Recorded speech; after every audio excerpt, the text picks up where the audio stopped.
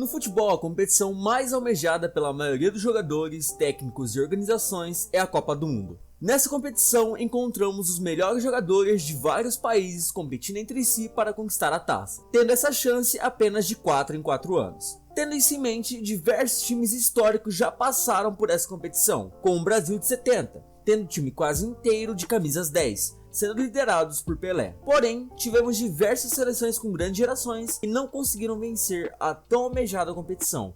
E é isso que veremos no vídeo de hoje. Porém, antes de começar, eu peço rapidamente para que você deixe seu like e que de coração, por favor, compartilhe esse vídeo com seus amigos, para ajudar esse canal e esse vídeo a chegar a mais pessoas. Se você é novo por aqui, por favor, se inscreve. Eu pretendo trazer muito conteúdo relacionado a futebol e prometo que você vai curtir muito, beleza? Tamo junto e bora pro vídeo. Antes da gente realmente começar essa lista aqui, eu queria fazer duas menções honrosas, que é a Inglaterra de 1930 até 1950 e a Argentina de 1942 e 46. Por que eu tô fazendo essas menções honrosas aqui pra vocês? Porque ambas essas gerações não jogaram a Copa do Mundo. E as duas foram por motivos completamente diferentes. A seleção da Inglaterra, até os anos 50, não jogavam a Copa do Mundo por pura e simples soberba. Pois, como eles haviam inventado o futebol da maneira que era, eles se achavam muito superiores para entrar numa competição onde todos os outros seriam supostamente inferiores a eles. E realmente eles até tiveram boas gerações nesse período. Mas sua primeira participação foi bem vexatória, ganhando apenas do nosso querido freguês, o Chile, e perdendo para a Espanha e especialmente para os Estados Unidos, que nem mesmo tinham um time profissional, né? Os jogadores estadunidenses eram compostos por homens com outras ocupações, como professores, médicos e até mesmo motoristas. Já a Argentina tinha uma grande geração dos anos 40, tendo como base o River Plate, que é considerado até hoje um dos maiores times da história da Argentina, vencendo diversos campeonatos nacionais e fazendo história aqui na América do Sul. Porém, nessa época não tivemos Copa do Mundo devido ao conflito da Segunda Guerra Mundial. Sendo assim, essa Argentina dos anos 40 nunca pôde realmente se testar em uma Copa do Mundo. Agora sim, feitas essas menções, vamos às 5 grandes seleções escolhidas para esse vídeo, beleza? Então, vem comigo. Hungria de 1954. Quando vemos a Hungria hoje no futebol, sendo uma coadjuvante total no cenário mundial, esquecemos que nas primeiras edições da Copa do Mundo ela era uma seleção extremamente temida pelos seus adversários, principalmente na Copa de 1954. A seleção húngara chegava à Copa do Mundo a 32 jogos sem perder, com 6 anos de invencibilidade, e sendo verdadeiramente uma máquina de fazer gols, tendo um grande gênio do futebol em seu elenco. Então é óbvio que essa seleção ganharia a Copa sem a menor dificuldade, certo? Bom, se ela tá nessa lista é porque não foi bem assim que a história aconteceu. Mesmo com o treinador Herbert Sharpman fazendo uma revolução tática dentro do futebol, onde a maioria das seleções utilizava a formação WM, onde ele acabou invertendo o M, fazendo sua equipe jogar no que seria conhecido como a forma WW, tendo 3 zagueiros, 2 volantes, 2 meias e 3 atacantes, basicamente um 3-4-3. Sendo que quando o time perdesse a bola, um dos volantes voltaria para formar uma linha de 4, sistema muito utilizado hoje. Já no ataque, tinha um grande fator surpresa, Hidegkuti, ou Hidegkuti. Se eu pronunciar algo errado, me desculpa, eu não sei falar mas vamos lá. Hidegkuti jogava como um falso centroavante, sendo mais um meio atacante do que de fato um centroavante. Quando Hidegkuti fazia a movimentação para atrair a marcação, Puskás e Koci aproveitavam para fazer o gol. Além de todos esses fatores, a equipe da Hungria ainda tinha a vantagem de entrar muito bem aquecida em campo, fator esse que nos primórdios do futebol era bem esquecido pelas outras equipes. Então, quando a seleção de Puskás entrava em campo, já estava em um ritmo muito maior que seu adversário. Na Copa de 1954, a Hungria disputou todos os 5 jogos, 2 pela fase de grupos, as quartas, semis e a grande final. Em seu primeiro jogo contra a Coreia do Sul, venceu o jogo sem a menor dificuldade, abrindo 9-0 no placar, com Kodesh marcando o hat-trick, sem dar a mínima chance aos coreanos. Na segunda partida, enfrentaria a Alemanha Ocidental, onde também colocaria os adversários na roda, vencendo por 8-3, com 4 gols de Kodesh. Já nas quartas de final, jogaria contra o Brasil, que seria conhecido como a Batalha de Berna, onde 3 jogadores seriam expulsos. E com um placar de 4-2, a Hungria enfrentaria o Uruguai nas semifinais, onde também venceria por 4-2, só que na prorrogação. E a grande final seria contra o time que teria goleado na fase de grupos, a Alemanha Ocidental. E mano, vamos lá. Se pensarmos no resultado da primeira fase, seria quase ridículo pensar que a Alemanha iria vencer esse confronto, porém foi exatamente isso que aconteceu. A Alemanha derrotaria de virada a seleção húngara por 3-2, que seria conhecido como o milagre. E para explicar isso daqui, a gente pode usar diversos fatores. Na primeira partida disputada entre ambos, a Alemanha poupava 5 titulares, com a Hungria não enfrentando o melhor time alemão possível naquela fase, sem falar no cansaço que a equipe apresentava devido ao jogo difícil contra o Uruguai, tendo seus adversários um jogo de semifinal fácil contra a Áustria. E ainda por cima, no dia do jogo, a chuva acabou por atrapalhar e muito o jogo recheado de toque de bola dos húngaros. Então, pra gente resumir, a seleção alemã estava mais preparada para aquele jogo e mais descansada do que seu adversário. Portugal de 1966. Na época, Portugal ainda não havia disputado um mundial sequer. Porém, com uma grande geração de craques e o grande técnico Otto Glória, a seleção portuguesa chegava como uma das favoritas ao título. Ainda naquele período, é interessante destacar o grande momento do futebol português, com o Benfica vencendo 2 vezes a Champions League e sendo vice-campeão 3 vezes durante a década de 60. Esse time chegava à Copa jogando um 4-2-4, como seu principal jogador, o craque Eusébio, mas com o time inteiro multicampeão pelos seus clubes, sendo um misto entre Sporting e Benfica. Logo de início, a seleção portuguesa não deu muita sorte, caindo no difícil grupo da Hungria, Bulgária e Brasil. Porém, em seu primeiro jogo, os estreantes mostraram a que vieram, vencendo a Hungria por 3-1, sendo um grande demonstrativo do que aquela seleção teria a oferecer. Sem muita surpresa, os portugueses derrotaram a Bulgária por 3-0, agora tendo que enfrentar o atual bicampeão Brasil. Apesar da seleção brasileira ser a grande seleção que é, devido à bagunça da preparação para a competição, chegava ao Mundial em total desalinhamento em campo, vendo Portugal vencê-la por 3-1,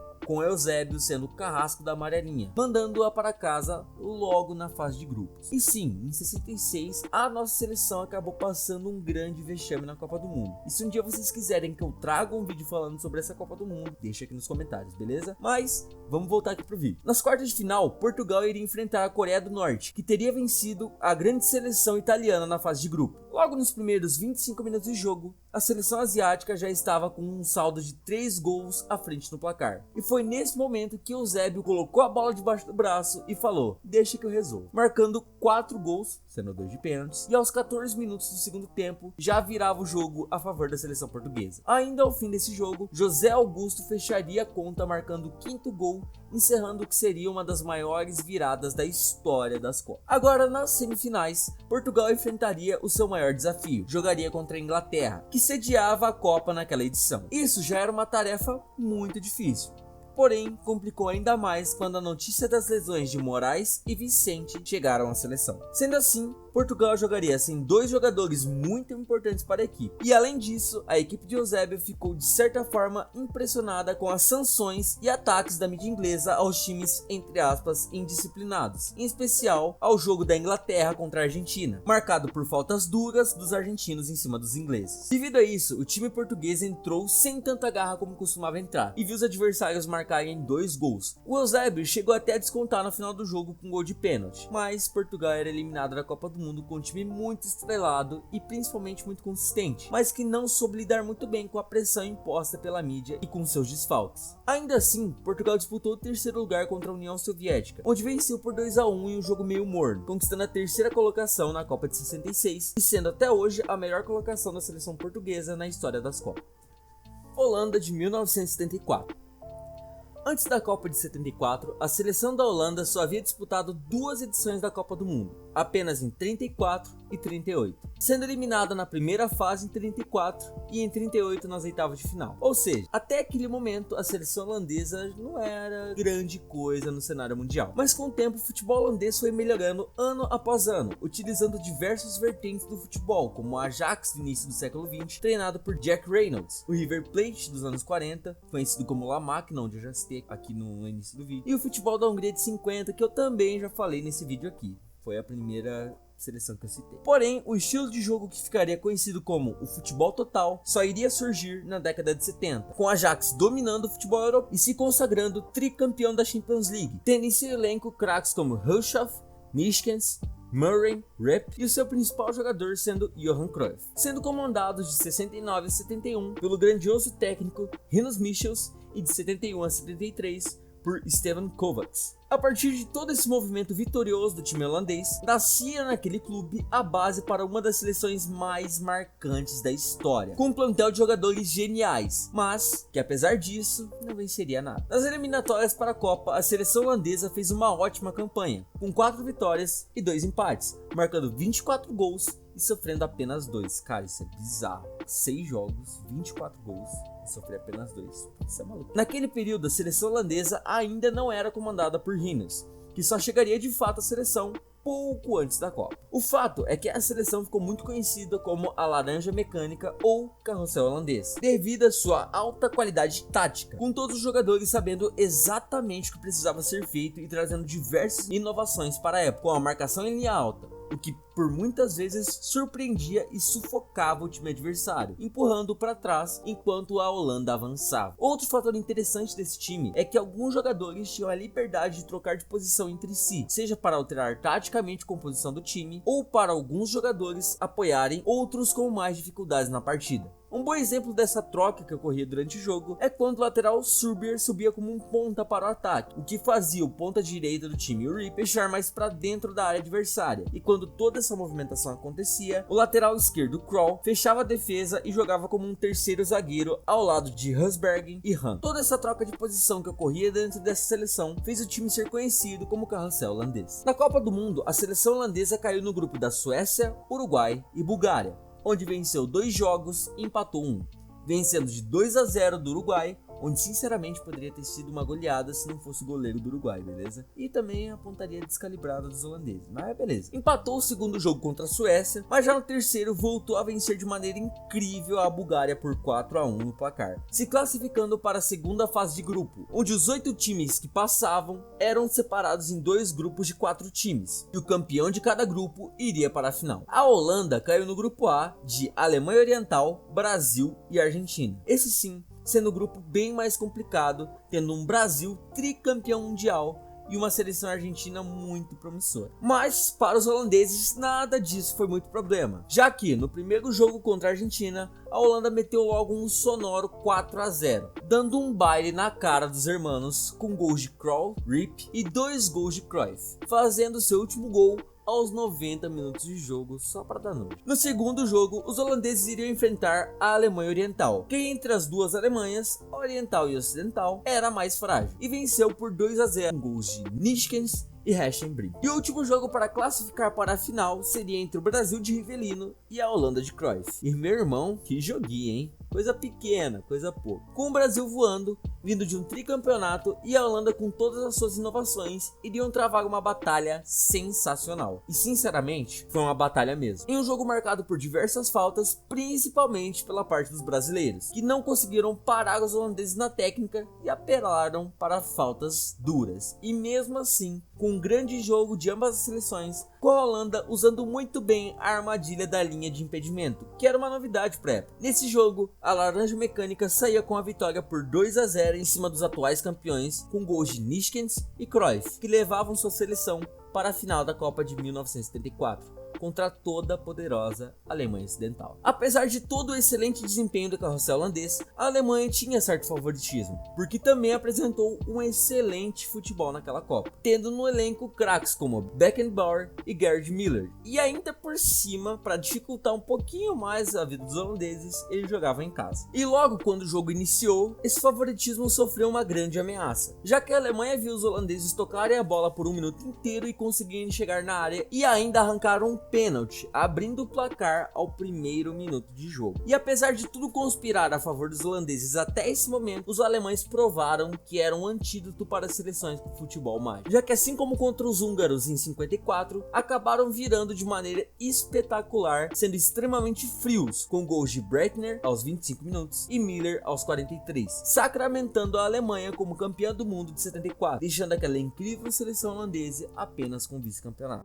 Brasil de 1982. Após 12 anos do Brasil conquistar o tricampeonato com aquela que, na minha opinião, foi a maior e melhor seleção da história do futebol, a amarelinha chegava com uma excelente geração e um dos melhores técnicos da história do futebol brasileiro, Tele Santana. Após 2 Copas consecutivas do Brasil indo à disputa de terceiro lugar, nessa Copa a nossa querida seleção chegava em grande fase e com excelentes nomes do futebol brasileiro como Zico, Júnior e Leandro do Flamengo, Toninho Cerezo e Éder do Atlético Mineiro, Serginho Chulapa do São Paulo e Sócrates do meu querido Cortinas e alguns outros grandes nomes do futebol brasileiro. Essa equipe, apesar de não ser uma grande revolucionária do futebol, foi muito marcada pelo seu futebol encantador de toques rápidos, uma excelente movimentação tática dos seus craques e a busca incessante pelo gol. Jogando em um 4-4-2, modelo tático considerado até ultrapassado na época, onde muitas seleções usavam o 4-3-3, com 2 pontas e um centroavante, o Brasil de Tele Santana era um time onde, apesar de ter um grande poder individual de cada jogador, o jogo coletivo era muito mais cobrado e incentivado pelo técnico, que preferia mais movimentações e toques rápidos para achar espaços não ocupados do que deixar o jogador driblar vários jogadores e correr o risco de perder uma boa jogada de ataque. Outro fator interessante dessa seleção era que o foco dos jogadores era sempre o gol, ou seja, não existiam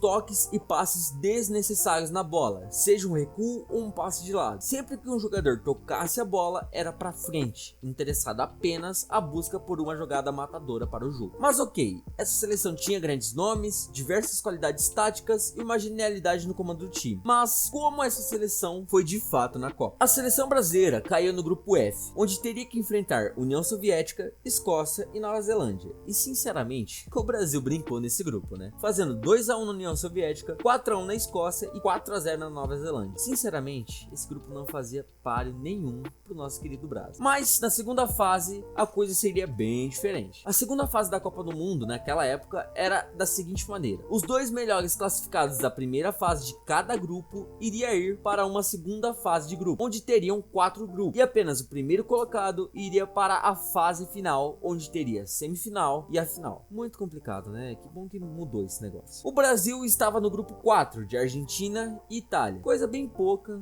bem simples, bem de boa, né? O primeiro jogo do grupo foi Argentina e Itália, onde a Itália venceu por 2-1. Já o segundo jogo foi o Brasil e Argentina, onde os irmãos tomaram um sonoro 3-1, com gols marcados por Zico, Chulapa de cabeça em uma bela assistência de Zico, e o nosso querido Maestro Júnior marcava um golaço. A Argentina, ao apagar das luzes, ainda faria um gol, mas o Brasil chegava aos 2 pontos, empatando com a Itália. Porém, o Brasil jogava apenas pelo empate, já que o critério de desempate de gols dava vantagem à nossa seleção. Mas é importante ressaltar que, dos 4 jogos até aquele momento da Copa, o Brasil tinha tomado gols em 3 jogos, exceto contra o da Nova Zelândia, porque também tomar gol dos caras isso é uma brincadeira. E isso preocupava a todos, porque apesar de muita dedicação tática para evitar esses gols, o Brasil ainda não tinha solucionado suas falhas na saída de bola e muito menos a sua marcação. Logo no início de jogo, a Itália atacava mais do que o Brasil, e aos 5 minutos, Paulo Rossi marcava o primeiro gol da partida de cabeça. Mas, aos 2 minutos, Sócrates empatava o jogo com uma assistência quase que pornográfica do Zico, igualando tudo na partida. O problema, como eu disse anteriormente, é que o Brasil vivia de falhas na saída de bola, e foi uma dessas que a zaga brasileira erra, com a bola caindo no pé de Rossi, onde eu acho, pelo que vi nas imagens, Júnior tenta dar o bote, mas Rossi tira ele da jogada e mete uma bomba, marcando o segundo gol da Itália. Já no segundo tempo, Falcão empatava o jogo novamente aos 68, com um belo gol de fora da área para incendiar o jogo novamente. Mas a alegria brasileira duraria muito pouco, com Rossi marcando um hat-trick e uma bola vindo de um escanteio que levaria à eliminação brasileira. O fato é que, apesar de ser uma excelente seleção, o Brasil não corrigiu erros primordiais que fizeram a diferença no jogo contra a Itália. Entre eles, os erros de saída de bola,